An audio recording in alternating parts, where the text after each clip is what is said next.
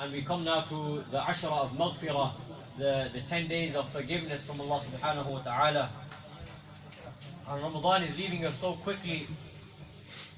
We don't even realize. It seems like yesterday I came here and I was reading the first khatam, and already we've reached the 9th of Ramadan.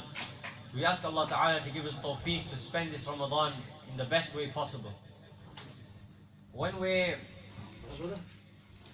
in this month, there are some things that we must take care of. And one of those things is our tongue. And the Prophet sallallahu alaihi wasallam, he said, "Man lam yada' qawla az-zura wa la 'amala bihi." The one who does not leave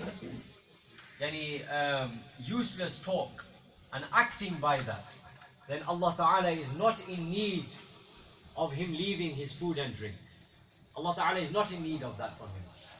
Now, we learn from this now that a fast is not only the physical aspect, it's not only abstaining from physical shahawat, but it is a spiritual element that plays a part in this fast. A spiritual element that we must control other shahawat, including our tongue, our senses, our thoughts. All of these things must be taken care of inside the fast.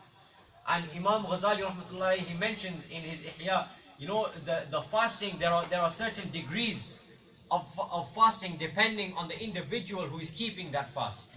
So different degrees of spirituality. For certain people, the fast only extends to abstaining from the food, drink, and from marital relations. And that's it.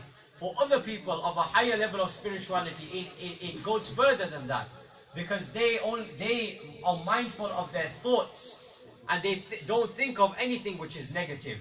And for other people who are of a high maqam of spirituality, for them their fast extends to just such a high extent that their thoughts do not go upon anything except for Allah subhanahu wa ta'ala.